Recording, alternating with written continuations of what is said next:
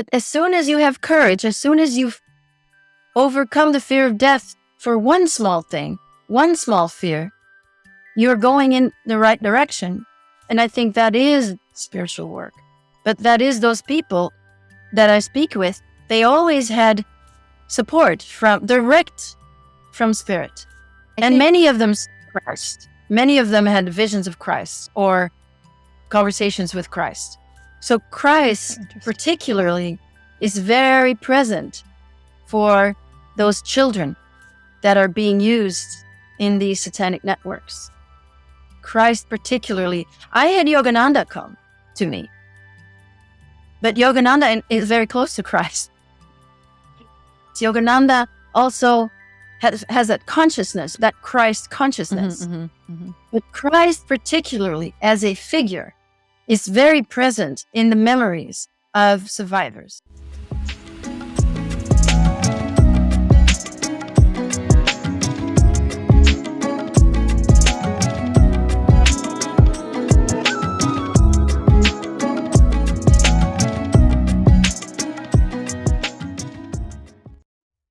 Welcome, everyone, to the Spiritual Forum. I'm so glad you're here. Before I introduce my amazing guest today, I just want to ask you if you are interested in co-creating a world that works for all, because that is the theme of my retreat this October 17th through 20th at Unity Village, Missouri. And there is also a way to attend on your computer at home or wherever you are. So check all that out at thespiritualforum.org/retreat. This is my 4th year leading this retreat, and I would love to have you there. So thank you all for joining us today. This is a very, very special conversation that I'm going to have today, and I really just want to consecrate it to good, knowing that what we talk about today is really going to touch the hearts of people and help us awaken and heal ourselves. I feel very confident about that. So my guest is Anneke Lucas. Anneke was on this podcast about 100 episodes ago, 172 and 173.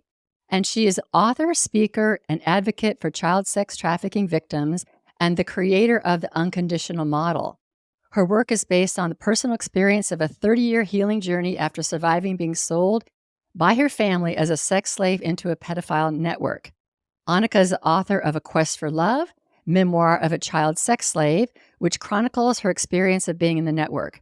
Her Unconditional Model explores personal and global power dynamics and how they correspond to trauma. I really encourage you all to go back and listen to episodes 172, where Anneke tells her story, and she also tells her story on her podcast, episode 1, which we will have a link to in the show notes. So I will ask Anneke to briefly tell her story, then we're going to get into more of the work that she's doing today. Welcome, Anneke. Hello, Carol. So good to see you again. So good to be with you again. It's so good to have you. I'm just so delighted to have you. It's such a pleasure. And as I mentioned in the podcast that I did with you 2 years ago, you really did majorly changed my life in such a dramatic way. You were the catalyst of a very huge awakening for me, where I really began to see more of the reality of the world. And so I really, really appreciate that. And I appreciate the work that you're doing in the world to awaken others and to help them in their healing process. Anybody who wants to stay in the light and only the positive, I invite you to open your heart and go deeper to really see what's happening in our world, because I think that's the only way that we can transform it. So Anneke, as I mentioned, you did tell your story 2 years ago. And I'd love for you to just briefly invite people into what your life was like. And if they want more, they can certainly go back and listen to your podcast, your first episode of your podcast, or episode 172 of mine. But tell us a little bit about what you've experienced as a child.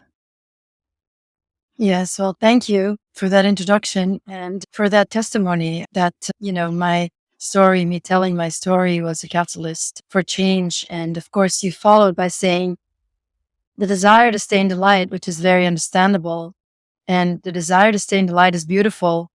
It's just that ultimately you don't want to use the light as a bypass to your own darkness.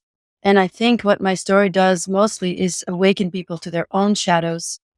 And that, I think, is what creates most of the resistance to the story. It is extreme, but the fear of the darkness of my story, I think, comes from something within. And I think introspection, if we're spiritual people, introspection is really important.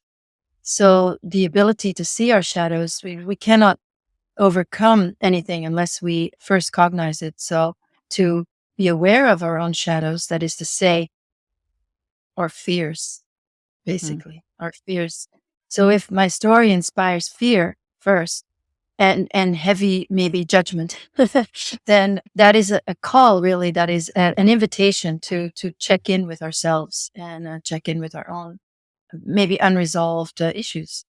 So yes, thank you for that introduction, and I'm really glad to hear that my telling my story does bring people to really what the darkness is in the world, or the reality of the physical world at the moment, in our society. And of course, I don't think we could ever overcome this, ever get out of it, unless we also had not just an equal, but a greater amount of light with us. So I do feel extremely protected, I have to say, and on this path. And as I progress, I just feel the protection and more aware of the protection in a sort of the magical way that things manifest in the most beautiful way, and humorous. So my own history is that as a young child, so I was born to a single mother in Belgium in 1963. My mother was unwell. She was sick, mentally sick, and abused me from the start.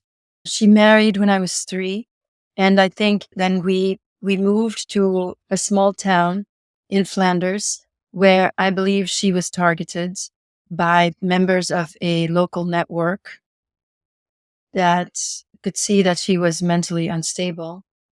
And my stepfather was her enabler. That must have been clear too. He was gone a lot from home.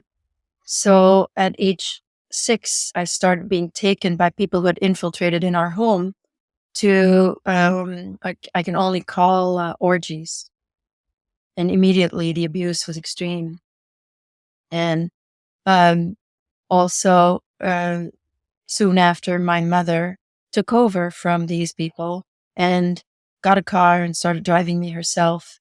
So clearly a deal was made. These people remained in our lives, but she was now the one who was driving me, and she was getting paid. So I was aware that these people were very powerful. I didn't know who anyone was, but later I found out that the man that I saw as the boss of this network in Belgium was at the time a Minister of National Defense. He was also twice Prime Minister in Belgium. And many of the other people were prominent in the country and had high places in the judiciary, in the police force, maybe there were many aristocrats who were part of this network as well. And who was really in charge behind the scenes was the royalty. And people that were entering into this network got, got indoctrinated and tested, really, just to see what kind of people they were, And so the worst types of people that have no qualms about anything would end up with myself as a young child and not stop themselves at that point. And so be recorded. And then, of course, these materials that would be recorded. And then at that moment, from that moment on, that person would be forever in the pocket of the network boss or whoever wanted to use him from the network. And at age 9, I was sold into what I call the global network. And then I was picked out and trained in mind control training. And that happened in Germany. I was brought to the United States for triage, you could say, just to see what my talents were, what they would use me for. And then it was decided that I would become a starlet in France, a singer, actress. And I began to be trained for that heavily during that year. That's my 9 to 10 and 72 to 73. After 1 year, so the idea now was that I was not a dispensable child anymore. I was going to be part of it. And after a year, I rebelled, because being part of it means that you also have to do what they do. And my own, in my own, what would have been my official entry into the cult, I guess, that was too much. And I saw that, again, later on, I realized that the people that were present at these events, we were talking about several events before April 30th in 1973 in Italy, in a private villa. But there was a week long of events, orgies, and pretty much many people that were extremely prominent at that time passed by. Politicians, celebrities, a lot of singers, royalty. Yeah. So I recognized a lot of people. I had to do with a lot of people. And then I rebelled, and I was sort of reprogrammed in the most horrific way to end up back in Belgium, in the Belgian network. And then that's the beginning of my book, Quest for Love, starts there. And I talk about that year that ended with me being rescued from the network by an insider. And so at age 11, I had been unusually on both sides of what it means to be a child sex slave in this network, both as a dispensable child first, which means your life has no value, so you can be used for anything. And also as one that most children that are born into this network on a higher level are trained for something, some role within the network. So I experienced that as well, being trained to be part of the network, where certain elements were very, very different. Before, I was treated really badly all the time, made to feel that I'm completely worthless. And then suddenly I was being treated like a goddess, or, like a star. And so very big difference. That was, by the way, that was my hook. I like being treated respectfully, even though what I was doing and engaged in was not at all respectful. So, so I rebelled, and because I ultimately just did not want to pay the price to be part of that cult, and that included, very, I mean, it's biblical, the way in which I was promised material luxury, which was described in great detail to me also. And the question I was invited in, and for that I had to give my will.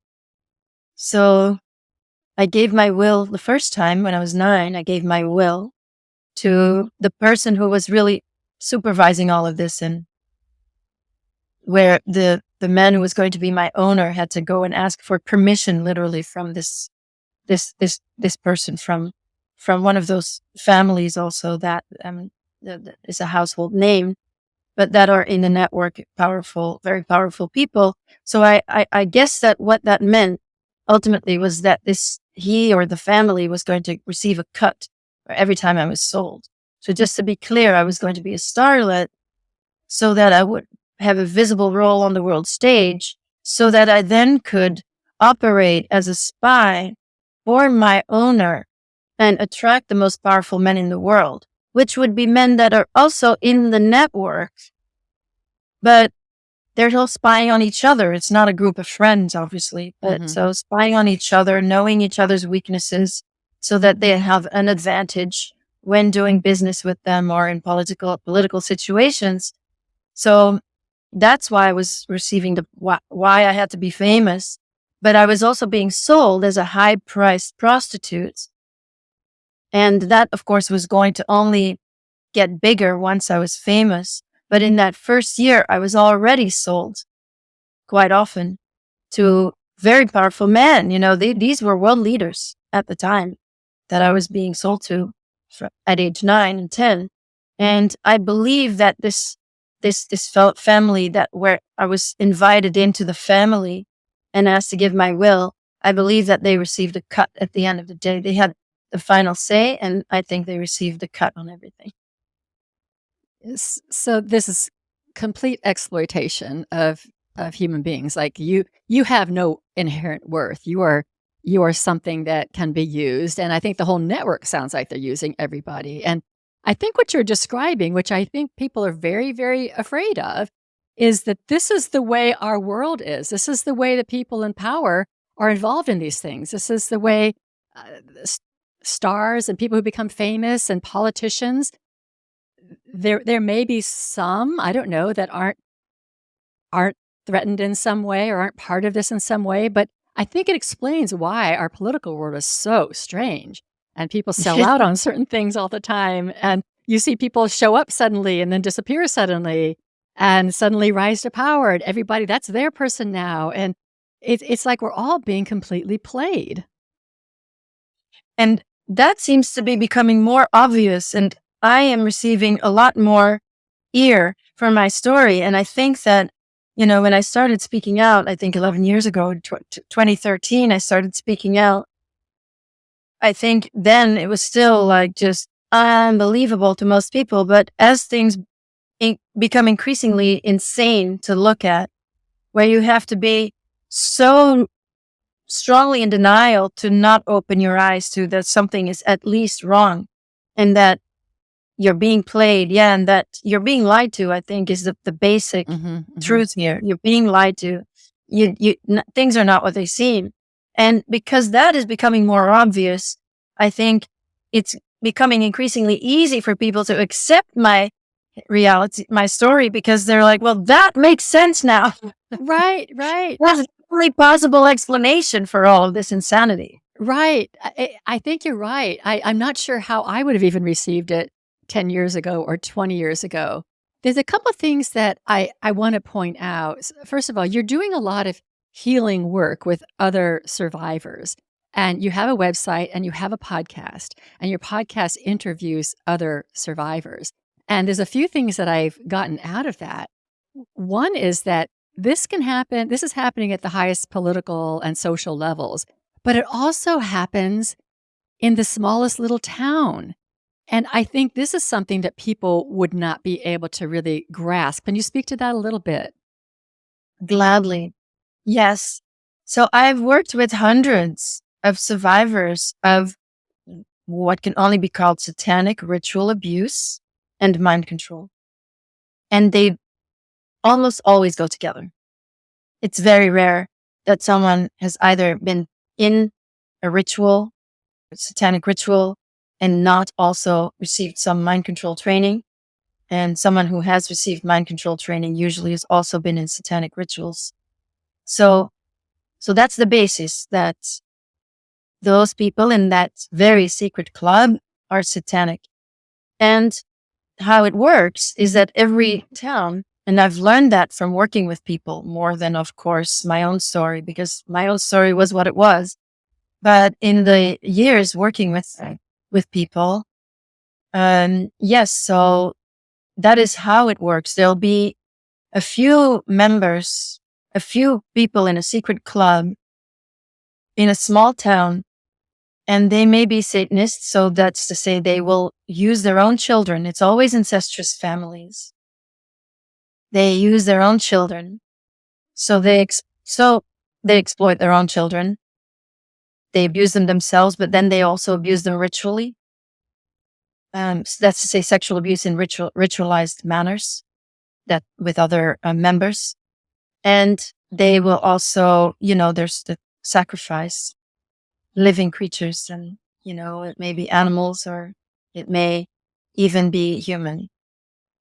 And people on the small town level use their children to work their way up, and their role is often, it goes in every class of society as well. There are people that are in the network that are always low level. They're pimps, or they call them cleaners. It's to say they do the dirty work, getting rid of bodies and so forth,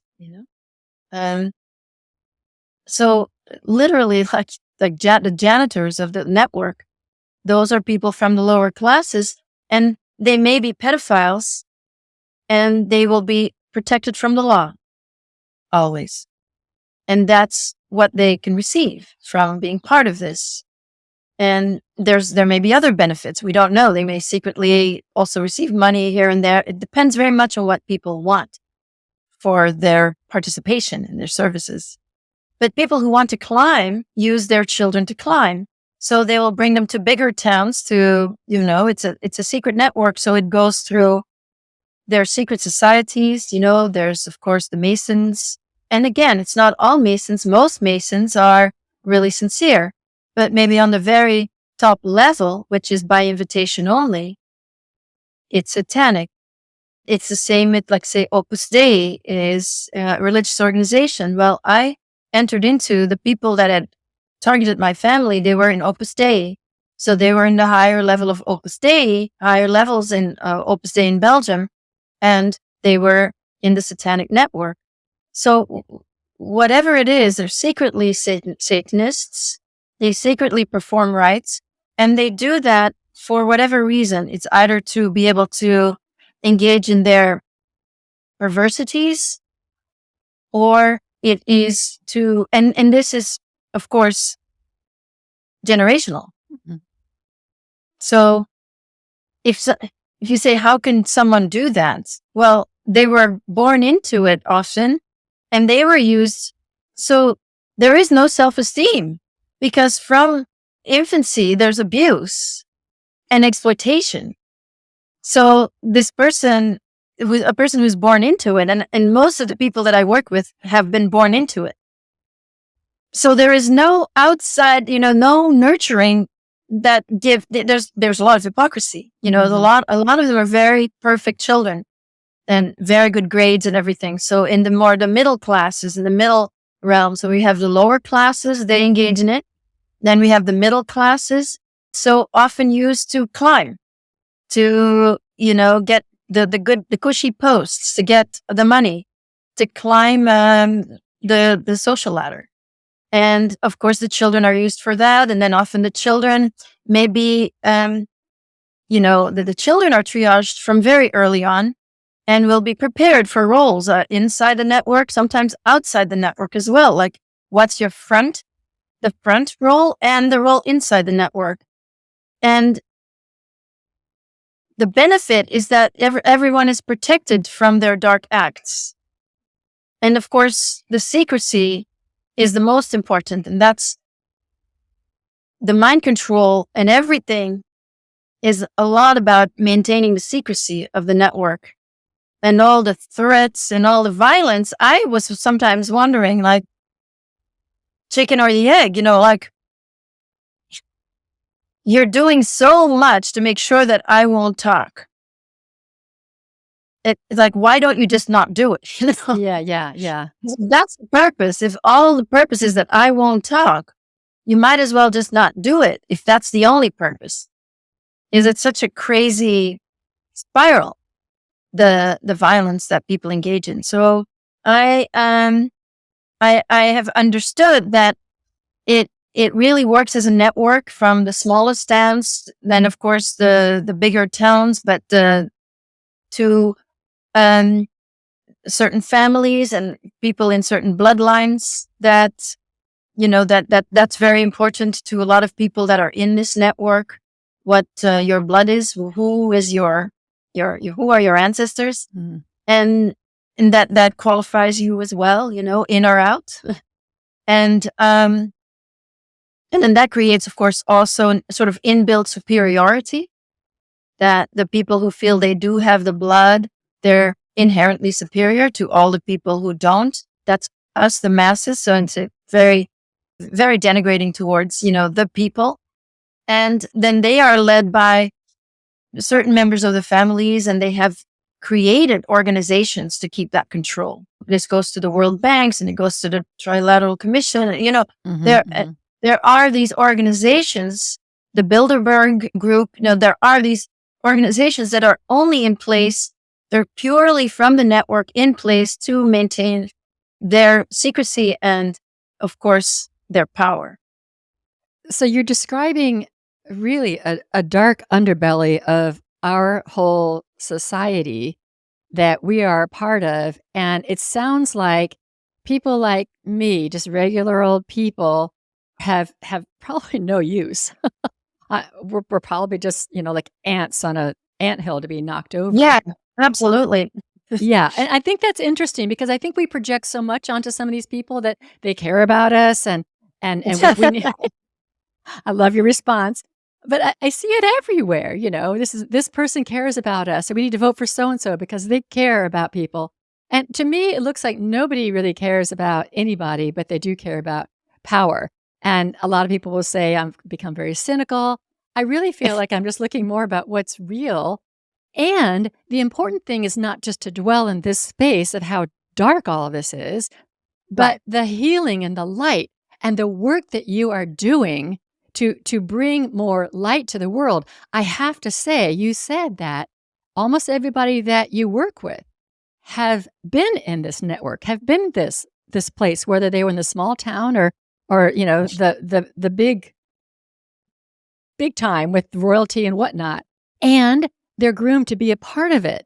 And somehow these people had something in them that was able to disconnect from it. That is a huge, huge miracle. Can we talk about that a little bit? Absolutely. I love to talk about that because I really learned. I always believed that the reason that I ended up standing up and rebelling, which is you don't give your will, and then you get kicked out, and then you get also really punished, and it's it takes something to stand up against Sure. these people. But I always believed that I had a core of self-esteem because I had been loved in my early years by a caretaker. But that's really not the rule at all. It seems to work like this, that the first quality one must have, because I think children have an innate sense of right and wrong. Mm. And of course, they're doing everything to try to program that out of children so that by the time children reach the age of 5, they've already been indoctrinated. And, when a person starts to develop a sense of right and wrong, and their conscience, they try to get to the children before they've developed a conscience so that they will, completely go along and not know, and then nothing means anything anymore. Because of the extreme trauma, you end up in a place of indifference where nothing means anything anymore. And then you go for the external, the material, which is what the network offers. But first, so this world is like a vibrational between fear and love. And everything is in the physical world is held together by those two opposing vibrations. And every good quality that we can think of is somehow related to love, say truth, and, those, the qualities that are divine. And every negative quality can somehow be linked back to fear at some level. Evil, ignorance, all these things are actually related to fear. So as the essential elements in this creation, fear versus love, trauma induces fear. So now you have fear of death. That's to say, fear of the loss of your body. So the first quality, the first spiritual quality is courage. When you overcome the fear of death, which is what they try to instill in you in the network, is fear of death, fear of death, fear of death. The mind control is completely trauma-based. You are tortured in order for them to get those instinctual responses out of you, which give you special powers and also even put you in near-death situations so that your spirit will, you'll be more intuitive. Mm. And not all of that is used for their dark purposes. But the first thing is to overcome the fear. That's what all of us have to do, is to overcome fear, our fears. So in abuse, in sexual abuse, for example, you are receiving a message, which is a lie. We are light, we are beautiful. But in the sexual abuse, we're receiving a message. Now I am bad. Now I am not deserving of real love. Now I am dirty. Whatever it is, you get a message that comes with the abuse. That's what the abuse does. It puts you in a state of trauma. Then you can't fight. You can't kill the opponent. You can't flee. You go into freeze mode. And then in the freeze mode, you get abused. You don't even realize that your body was hormonally crazy because of the fear. And, there you go. Now you've been told these messages. These messages have a very large imprint now because you were traumatized. Mm-hmm. So now you believe that you are bad. That's the fear. That's the fear. The fear is that that lie is true. The fear is that that if you peel off all the layers of my front persona, of my hypocrisy, of my, devoutness, if you peel off all the layers, what are you going to find at the core? Are you going to find that really I am bad? I'm evil. I'm unlovable. That's everybody's fear. Mm-hmm. That I don't deserve it. That's everybody has those. Everybody needs to overcome those fears. So in the network, that's just times 1,000. I mean, it's just made very big and very obvious in a way. So when you have the courage to overcome that fear of death, you're already in a spiritual place because you've already made that basic step to say no to the fear. And you're already saying, I don't care if I die. Because trauma means fear of death. So your body is going to die. So you already have to know that you're more than the body. Mm-hmm, mm-hmm, mm-hmm. Otherwise you can't make that step. Otherwise you're going to perish forever. That's the fear, that if you die physically, you're annihilated. But that's not who we are. So it really seems that souls come in and we all have a sort of a level. We've all, I believe, been here many times over, and we're all here to learn, to return to the consciousness that we are all a part of God, that we are all one, that all is one, and that we can know that and feel that. And that is our next level of being. That's what we're searching, to connect back to God and to be one with all, to enter into that consciousness. That's what we're here for, to learn that. So for that, we have to overcome all fears. And somebody who is going to, and that comes in from childhood already. Those people that I speak with in the podcasts and the people that I work with, they're not in the network because at some point they did not give their will. And many of them had nothing from the physical world to nurture them. If there's nothing, then spirit will come directly to your aid. That happened many times to me as well. From the outside, you see horror, only horror. But the inner experience was very different. Certain experiences that I went through, I was saved from them. I didn't have to go through them because it wasn't mine to go through and to suffer from it. It wasn't mine to learn anything from it. So it was just, I was completely saved from them. Mm-hmm. Even though I went through it, I was not, and it didn't need to suffer from it. Other experiences I had to completely go through without any support from spirit, because I needed to learn later in life. I had to go back to that experience and learn then. And other experiences I went through and I got help in the moment. So it was whatever I need, I got. And it gets very detailed, of course. There's a lot of trauma. But children are innocent and sacred beings. So in a way, the experience is always different for a child. Just we are in grace. Mm-hmm, mm-hmm. Not that it doesn't create heavy trauma. Sometimes I work with people that have had this trauma in a previous life, and it's affecting them in this life. So the trauma work, sometimes goes back lifetimes. But as soon as you have courage, as soon as you've overcome the fear of death for one small thing, one small fear, you're going in the right direction. And I think that is spiritual work. But that is those people that I speak with, they always had support direct from spirit.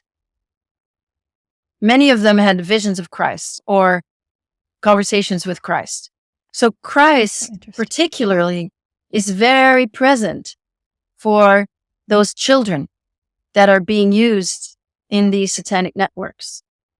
Christ particularly. I had Yogananda come to me, but Yogananda is very close to Christ. Christ is a guru of that path. Christ is on that path. It's the same. It's the same consciousness. Yogananda also has that consciousness of that Christ consciousness. But Christ particularly as a figure is very present in the memories of survivors. So I think that is so fascinating. That's so fascinating. And I'm only on like episode 6 of your podcast, but I remember one woman talking about how an angel appeared for her, and maybe that was Christ. There was another that after she had gotten out, she was kind of at the place of wanting to end her life, and she was like, "Show me something, or I'm out." And then suddenly she had the memories and started healing. And this is what I think is so interesting, because the light is there, and it is the light. These people who've come out of these networks who are awakening, had enough esteem, saying no to the fear, coming out of the networks, being able to touch back to that experience of the Christ or the light or the angel or whatever in their healing process. And now they are speaking. And as they speak, there is more light. It's like the light is just reverberating. And I guess the last thing that I want to say, I think it's wonderful that people are speaking and more are speaking. And it's almost like, does a tree make a noise if no one's there in the forest? And so I'm mentioning that because I think it's encompassed.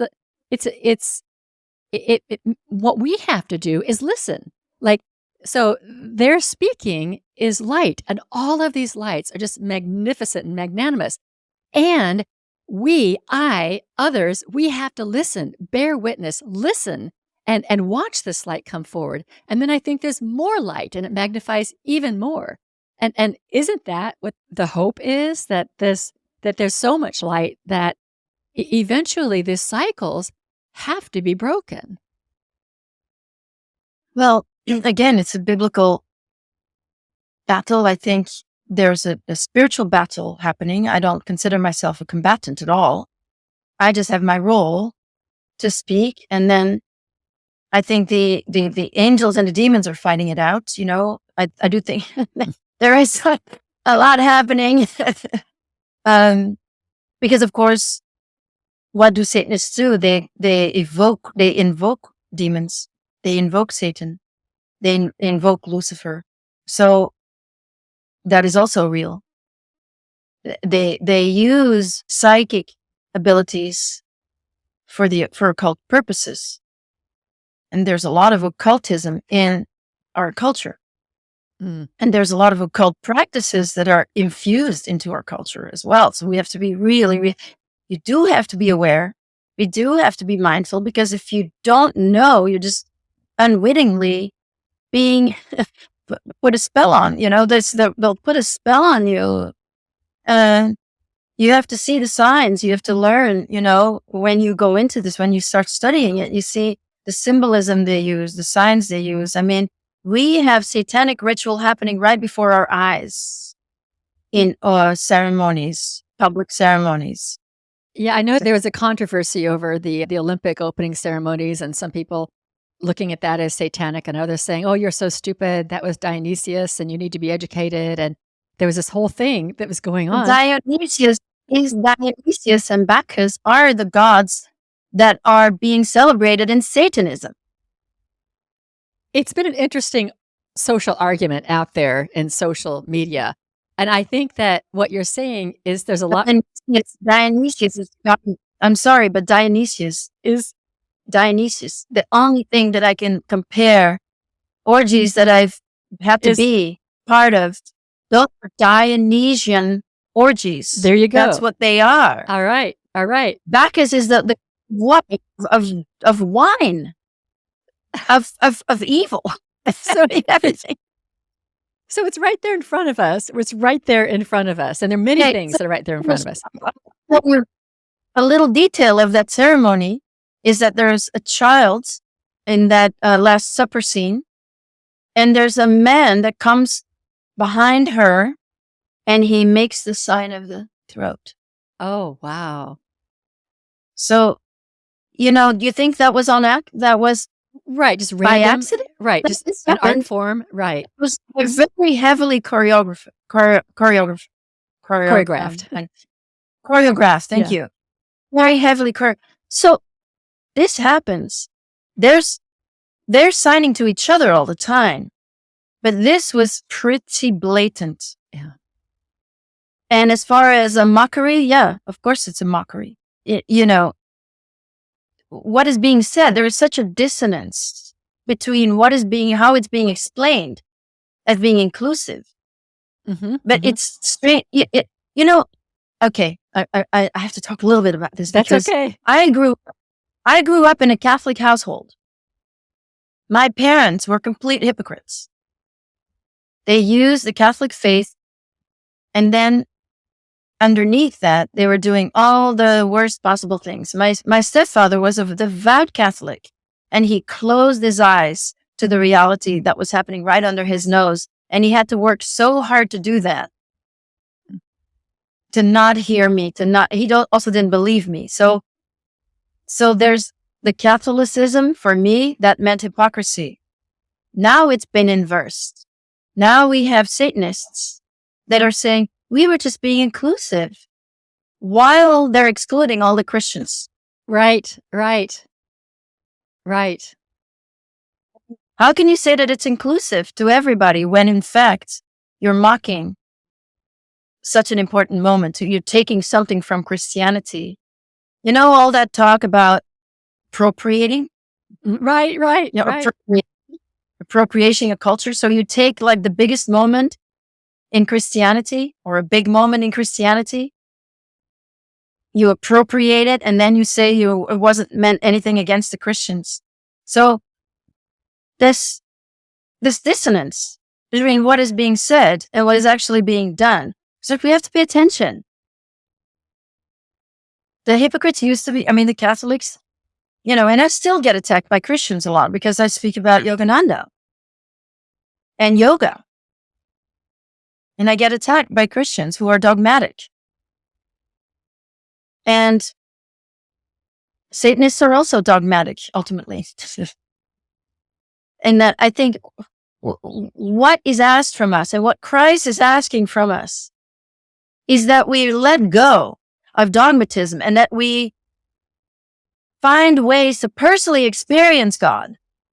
Yes. To have our personal relationship with Christ, to have our personal relationship with that prophet or saint that appeals to us, that is personal to us, that can be personal. And that personal relationship, that is the path.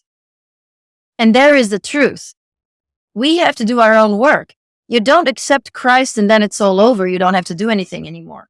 It doesn't work that way. Every moment and every day, you have a choice to make. And it's either the right choice or the wrong choice. Yeah, and I think that was the message of Jesus, the personal relationship. The thing that he had about the church is they were taking that away from people, making it all about a ritual and needing all these intermediaries. And it's like, no, it is within us. The kingdom is within. It is at hand. And that was the message that's also been lost in a lot of Christianity. But I think what you're saying about that ceremony, so we're all watching this. So we're all participating in some sort of ritual. What I've also been noticing lately, and I'd love to hear your thoughts on this, there are TV series out there, movies that have made gratuitously violent scenes into something that's kind of funny. Like I'm there with a relative and I'm watching the show that they're watching, and it's horrific, but my relative, my loved one, is kind of laughing because it seems funny. Or they place a really horrifically violent scene to pleasant, cute 1950s, 1960s kind of music, so that you're kind of juxtaposing this violence with something, a happy tune. And I was watching something the other day that was recommended to me. I made it through about 30 seconds. I'm like, turn this off. This isn't funny. This isn't light. But it seems like that may not be like a satanic ritual, but there's some conditioning going on there in a big way.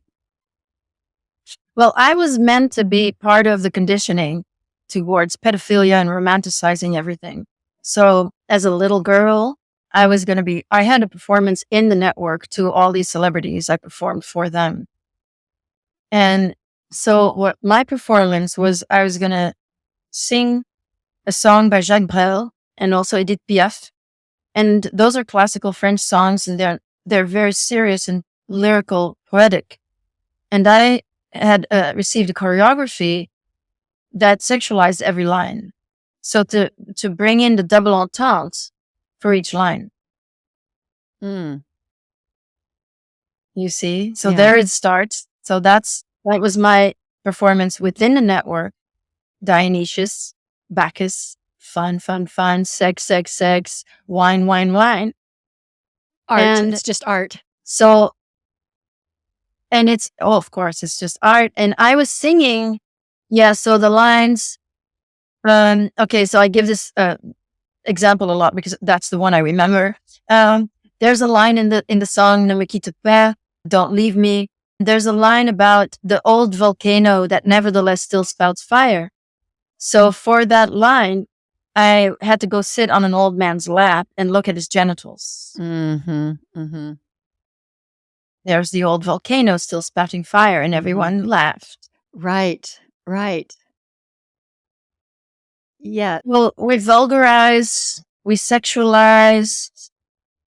So that was my role. And I was going to be singing to these men like a little Lolita. I didn't really know what I was doing. Okay. I got the choreography. I had practiced a lot at home. I was put into music classes. My mother had put me into music school. So, I was just doing what I was told to do, basically. And also, while I was receiving these lessons, which were happening in, I figured out where it was. I always knew it was in a basement, a large basement, comfortable basement. It was a basement of a very large castle in France.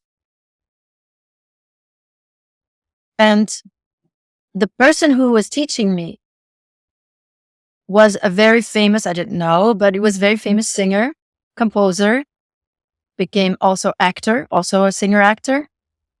And he composed these kinds of songs that I was going to sing. And other singers of that genre were, I can't remember their names now. But anyway, they sing like little girls. They're women singing like little girls, and they're very pop songs. And so it's light, it's funny. But meanwhile, you have a little girl who's completely sexualized, who's turning on all the men. Later, as a woman, she's turning on all the boys because she's acting like a little girl. She's dressing like a little girl, And so I overheard a conversation between that man from the family that was ultimately in control and the man who was the billionaire that was going to be my owner, about the pedophile agenda that I was going to serve. And also, of course, the romance agenda, because,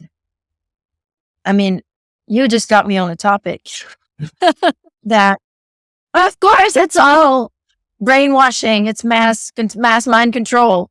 I can't even watch anything anymore because sometimes I watch it only to see what the mind control is now. Right. Because it's all mind control. Yes. Why should we be desensitized to violence anyway?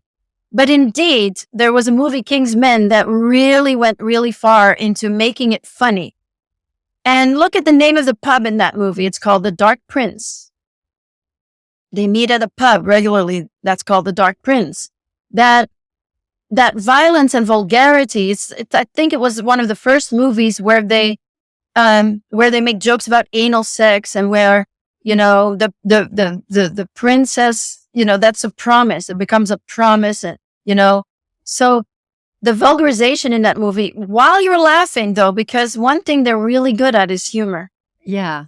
They're really funny.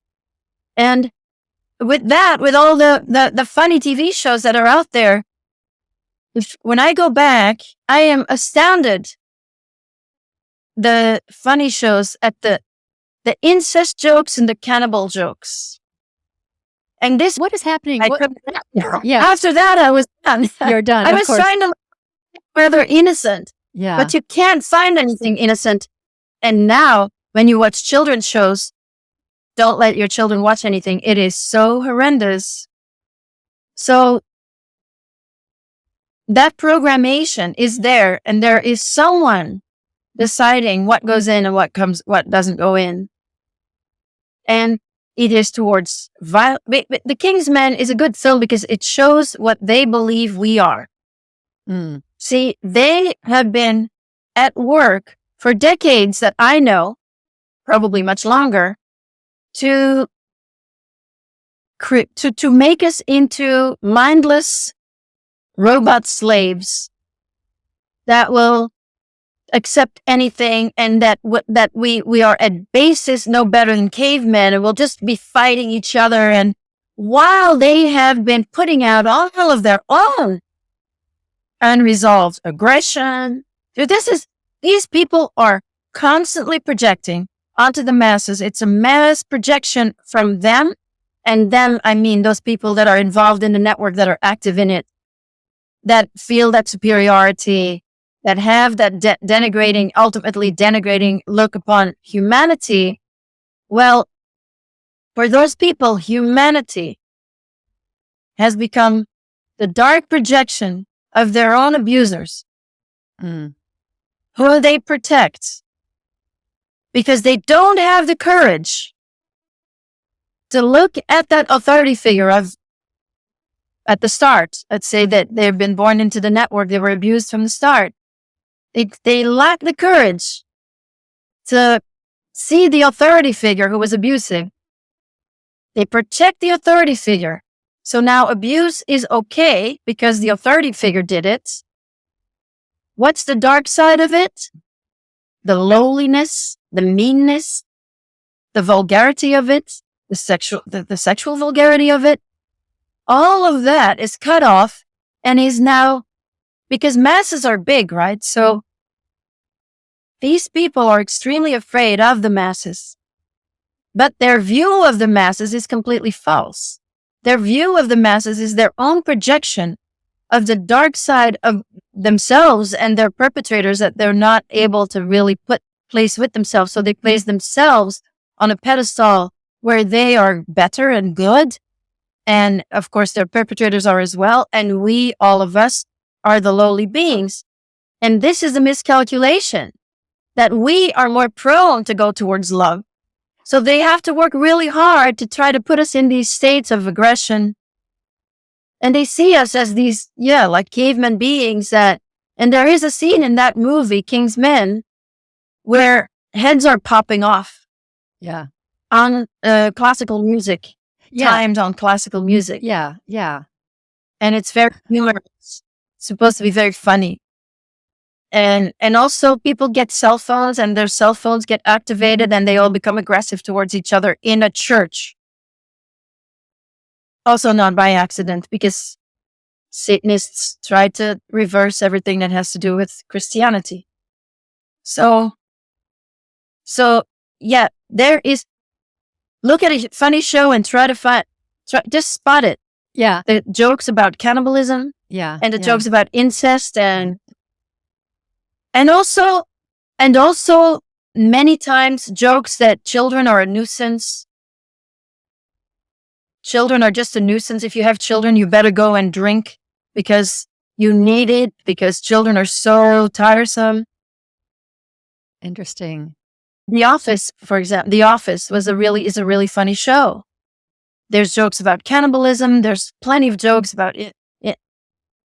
Arrested Development. It's like, I don't know where to begin. It's so funny. Right from the start, jokes about cannibalism, jokes about incest. Right in your face. In that show, the incest are out of control. Yeah, I had never watched that show. So people think all of this is just an art form or writing, and right in front of us, we're being conditioned. And what do you think is happening in the psyche when we are laughing at the violence? What do you think is happening within us?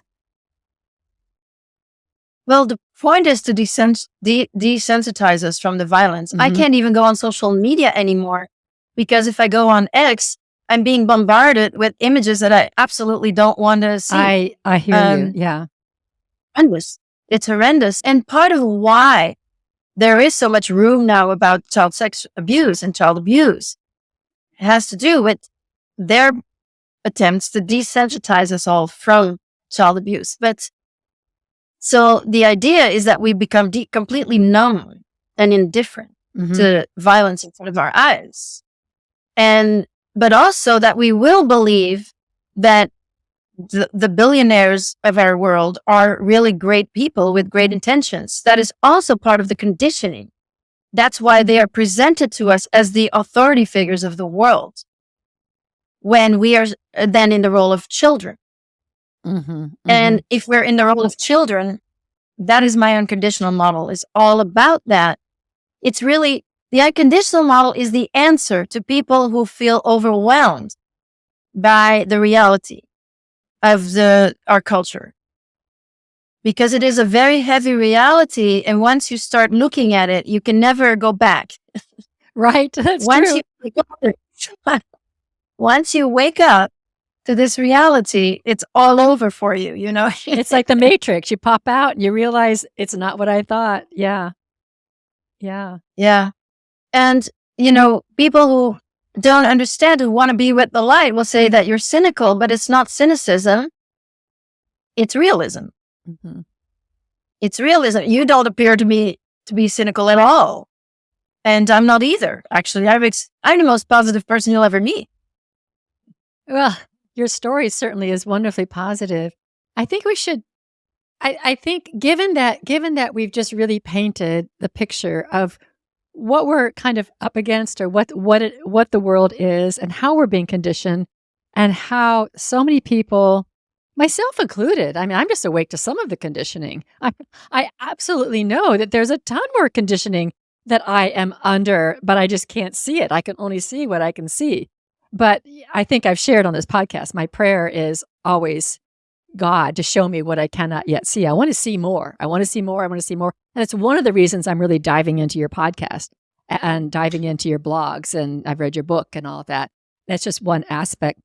But I think that just starting, for whoever's listening, start watching for these signs of the media that we're subjected to, the movies, the TV, those messages. Because I remember watching this show with somebody I cared about, and I said to him, I'm like, this is horrible. This is horrible. We're laughing about this violence, and it impacts you. And he says, oh, no, it doesn't. It doesn't impact me. The next morning, though, he was like, I think you're right. I think you're right. It does. So, I mean, that's just a little opening to sit there and watch yourself. Why am I laughing right now at this horrific scene? And why? I found myself laughing at incest jokes. Yeah, it's right. A funny thing, It's not funny. Yeah, and we also laugh at, or we look at things like historical horrific things in our history, like World War I, World War II, the Holocaust. We look at these things like, oh, they happened in the past. We look at, history like they happened in the past, like none of that is still in our psyche. That we've evolved now. And so we learn history to discern what people used to be like.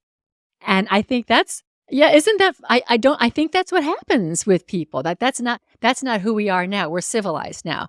But I think that when you look around and you see how people react, that all of that is still in our psyche, even though people can't see that, perhaps you are behaving like that person in Germany that didn't say anything about the Holocaust. Maybe the conditions aren't the exact same. Maybe it's not Hitler. Maybe it's not about Jews. Maybe it's another It's not, situation. it's not overt. That's all. It's just not Right, overt. right. But it's true. You look away. I mean, SRA and my story have been pushed to the far right. Yeah. It's been, you try to politicize anything, you lose the truth of it. Oh my So, gosh. yeah. It's been so annoying to me. I'll let you finish, but it's been so annoying to me. I read an article and it'll say, you know, this particular situation, which conservatives believe, or this particular, it's like, why are we even doing that?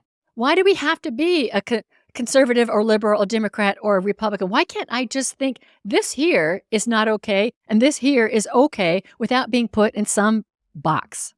Camp, in a camp. But that's also mind control, the division. When we talk about psychopaths, their greatest tool is division. And these are psychopaths, okay? And these psychopaths want us to be divided. And so politics is the prime purpose for that now, is the main purpose, main tool for division, really. And privilege is another tool of division. Yep.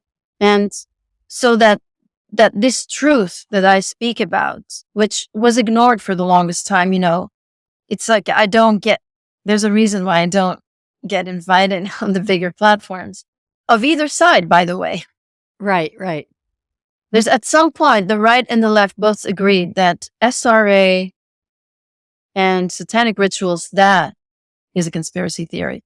And it is in general talked about as a conspiracy theory of the far right, which is so ironic because I don't know any survivor that's on the right at all, actually. Or no. Some survivors are in a sort of a conservative Christian camp. That's right, true. right. Yeah. Yeah. Mm-hmm. Which I am not conservative Christian, but I mean, I think I would call myself Christian, but not in the classical sense. I don't belong to a church. I belong to Self-Realization Fellowship, just Yogananda's organization.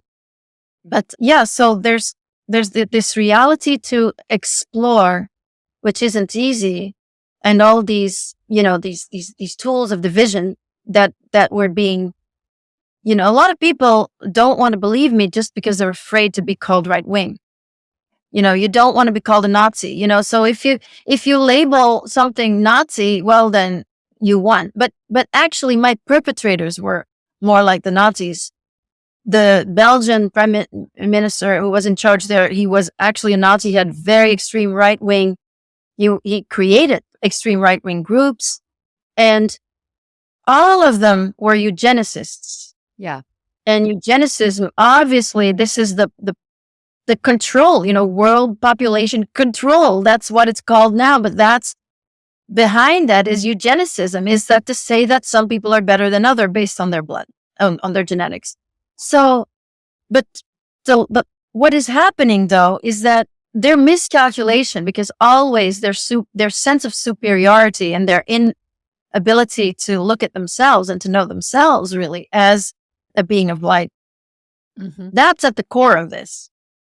So we have people who have the most to prove that they're good because they're actually the weakest. They don't have courage. It's inverted.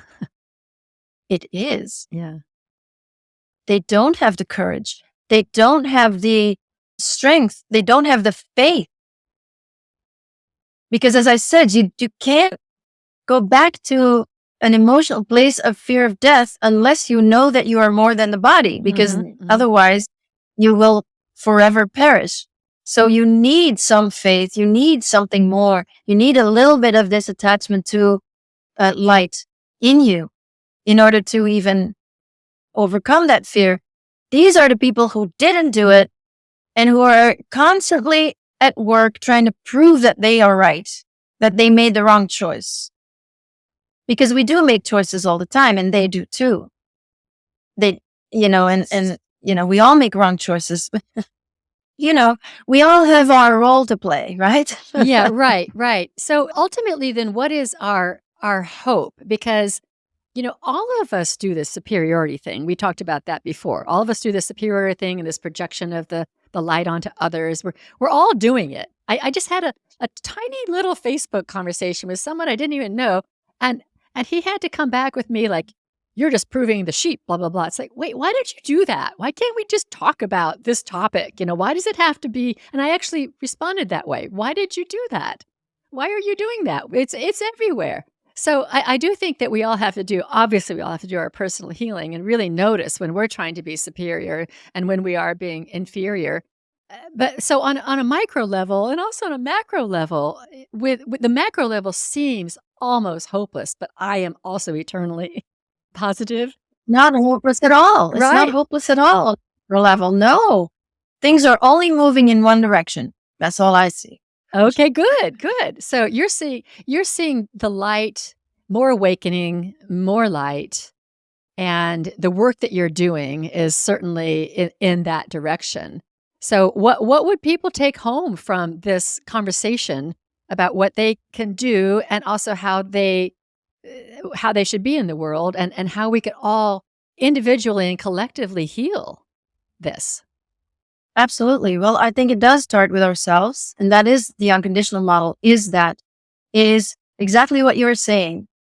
That when you project down on someone, when you think negatively about someone, and I'm not talking about seeing what you see.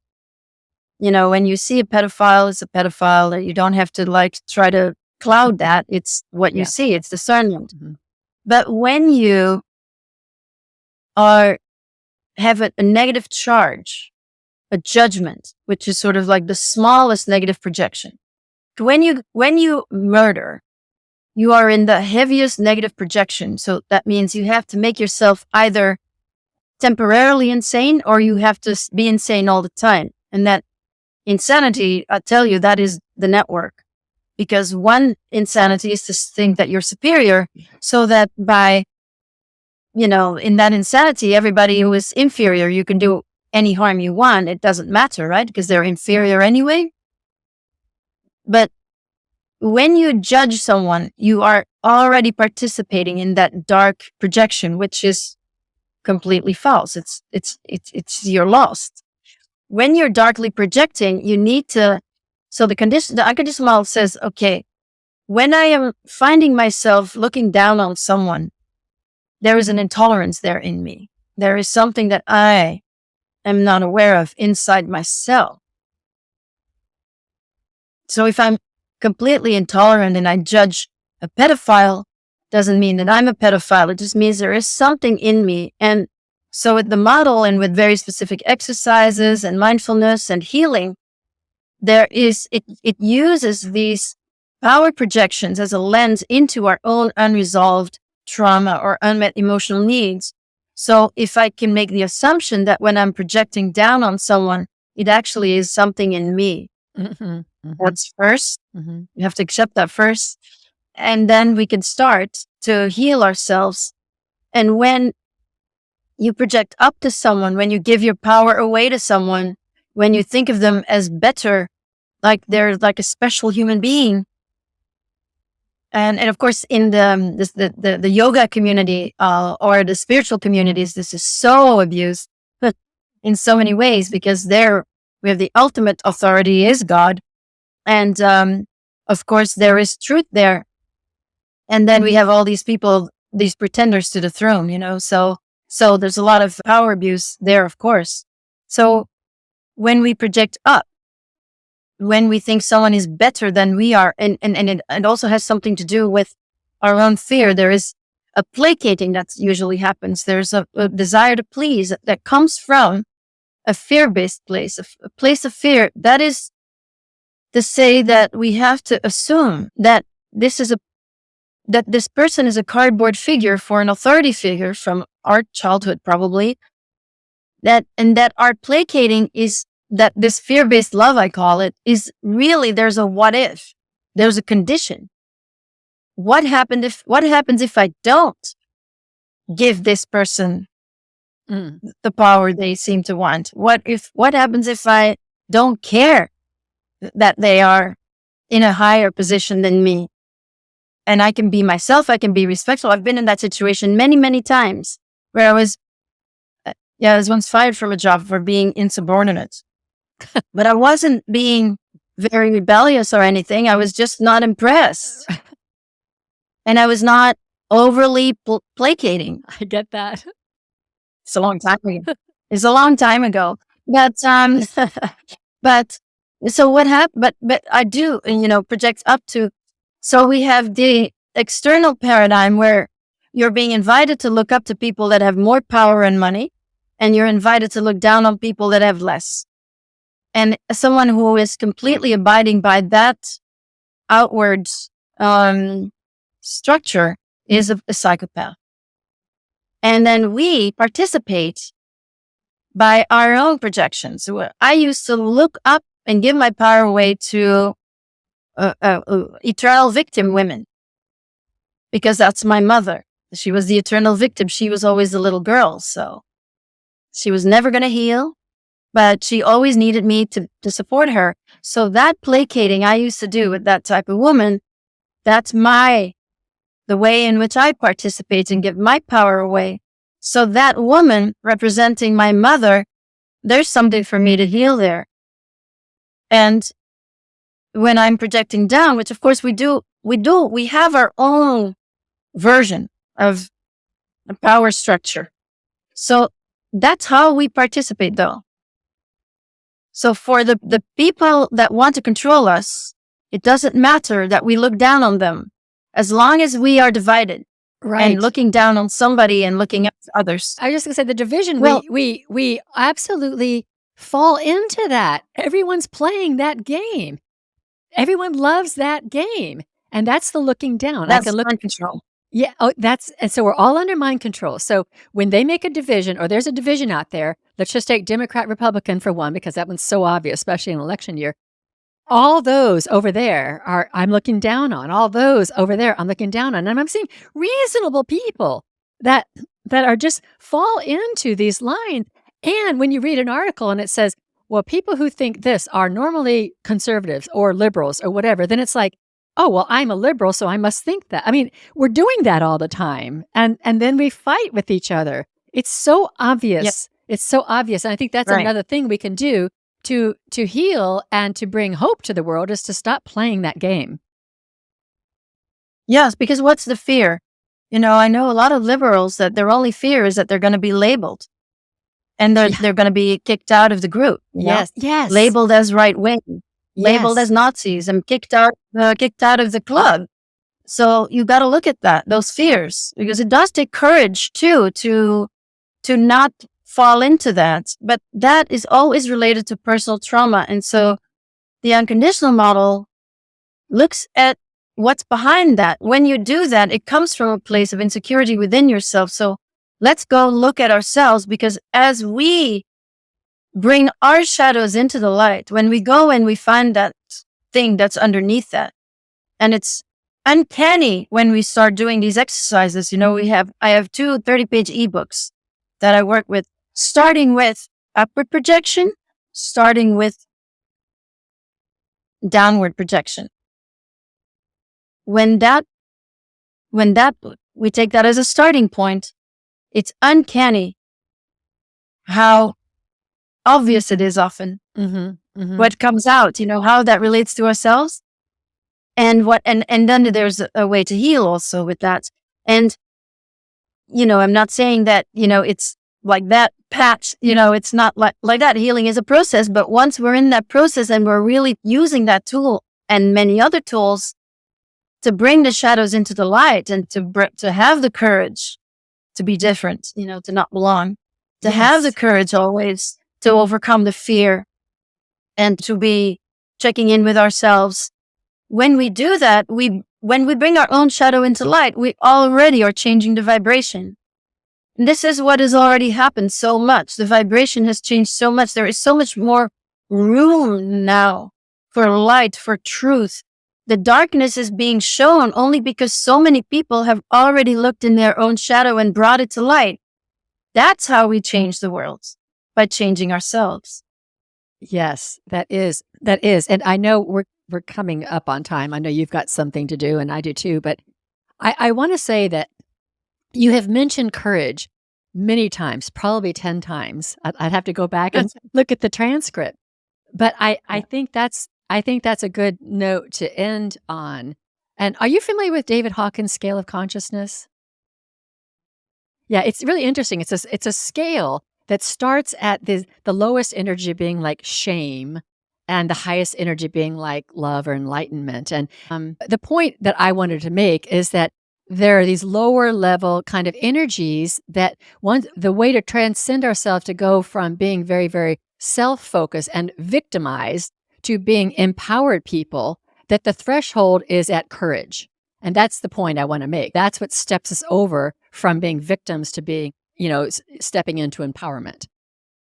Absolutely. That is in my experience, that this comes from my experience. And I'm very grateful to be able to talk about this, because a lot of podcast hosts are just not that interested in that concept. That I think courage is the key. And courage means to overcome fear, to face fear, and then overcome it. I mean, look at it. First, we have to look at it. Am I afraid what is the fear here? Am I afraid I'm going to be labeled something that I don't want to be, that I'm not? Am I afraid that I'm not going to belong? Am I afraid to lose friends? Mm-hmm, mm-hmm. And those are all possibilities. They're all real possibilities, by the way. And and then, when you have real integrity, that's what it is. Integrity comes from courage. And that means that every step of the way, you stand to lose a lot in the material world. But when you go that path, that's where spirit comes to your aid. That's right. And the more courage you show, the more providence comes and just goes, here you go. We are with you. I love that. Yes, that is so true. That's so true. And then you're on a completely different journey. So Anneke, I mean, I could talk to you for hours, but I do want to be respectful of your time and also the listeners' time. But I want to make sure that, is there anything else that you want to share with people about your work, or anything at all, as kind of a closing statements? Well, as you could maybe tell, my work is quite diverse at the moment. I love my life. When you go to my website, which is just AnnekeLucas.com, everything is there. If there's a lot of interviews there. I'm doing a lot of interviews in French at the moment. I'm in a movie called Les Survivantes, which is a French documentary about this. I'm one of 8. And that film is being translated. So it's going to probably come into cinemas in the United States. It's doing really well in France. Oh, that's great. It's amazing. Yeah. Amazing. It's unbelievable, but it's happening. So that is something that is happening. And there's my podcast, and you can find that on my website as well. There's my book that is also being translated into 5 languages, and it's going to come out in France and going to come out in Dutch. The Dutch and the French versions are coming out this year, and closely following will be Polish and Russian and Italian. And also on my website, you'll find the workshops that I teach. You can find out a little bit more about the Unconditional Model. I teach both live and online workshops. The online workshops are series of 10 weeks that are level courses that is mostly geared towards providers, but also a lot of survivors come. Many survivors are providers that really go through this model completely. And that book is on its way, the Unconditional Model book. And my partner and I, Christina Merkley, who is the co-host of these workshops, we will be putting the book with exercises out together. That's wonderful to hear. Do you have any in-person workshops planned for the future? No, not at the moment. Okay. I just did one in LA. I know you So did. I at the was like, moment, there's no. I was like, I wish I'd gone to that. What I love about it is it's for everybody. It's not just for people who are survivors. And so I think Absolutely. that's an important point to make. Yeah. Yeah. It's for everybody. It projects, right? Everybody projects. Right. Everybody projects. So it just looks at the outer power structure and then looks at our own internal version of it, and then brings, that what there is a healing modality attached to it, that is based on parts work. But of course, that is all, people have their own healing modalities as well. So Yeah. Yeah. Okay. Well, that's wonderful. I'm hoping you do another one in LA because I will be there. um, Carrie. And I think that all of your work is, it just makes me really feel like I know. I know, standing faith, that the light is bright and you are bringing so much light, and all of the people on your podcast and everybody who's speaking now and everyone who's listening and everybody who is awakening to the truth. The light is just, it will overwhelm the darkness. And I just see it, I feel it, and I know that your energy is really, really a big part of that. So thank you so much. Oh, thank you. Yeah, thank you so much. Yeah, and thank you, Thank you, listeners. Carol. I went a little longer this time, but I don't get Anneke very often, and I just think she is an amazing person. Like I said, she changed my life. I'm so forever grateful for having just a clearer picture of the world, and from that place, I feel like I'm just in a better place to heal myself and be a big part of healing the world. So, thank you for being with us, Anneke, and thank you all listeners. And I now close the spiritual forum.